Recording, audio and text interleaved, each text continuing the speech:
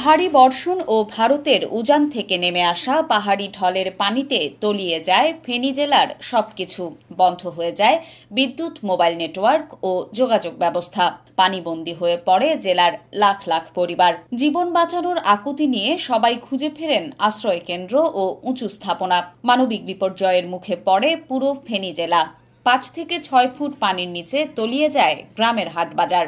দোকান ও গুদামে থাকা খাদ্যশস্য সহ সব ধরনের সামগ্রী নষ্ট হয়ে যায়।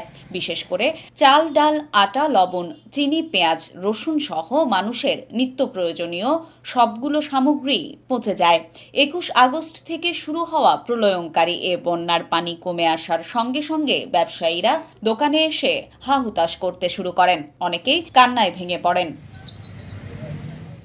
এদিকে বন্যা পরিস্থিতির উন্নতি হওয়ায় মঙ্গলবার থেকে সাধারণ মানুষ আশ্রয় কেন্দ্র থেকে বাড়ি ফিরতে শুরু করেন।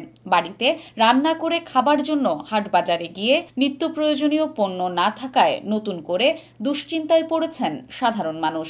টাকা থাকার পরও হাটবাজারের দোকান থেকে চাল, ডাল, আলু সহ নিত্য প্রয়োজনীয় পণ্য কিনতে পারছেন না ভোক্তারা।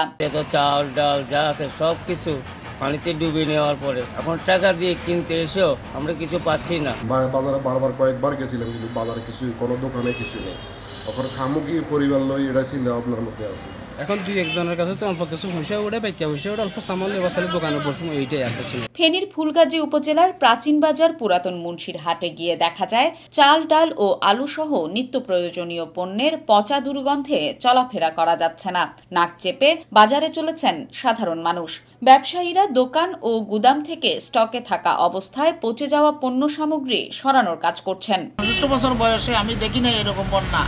আমার দোকান এবং গুদামে ক্ষয়ক্ষতি বাড়ির প্রায় 30 লক্ষ টাকার মতন আমার ক্ষতি হবে। পণ্য আমরা হয়তো অনেক সময় দিতে পারতেছি না এবং আমাদের কাছে স্টকে নাই এবং অনেকগুলো নষ্ট হয়ে যাওয়ার কারণে ইচ্ছা থাকা সত্ত্বেও আমরা দিতে পারতেছি না।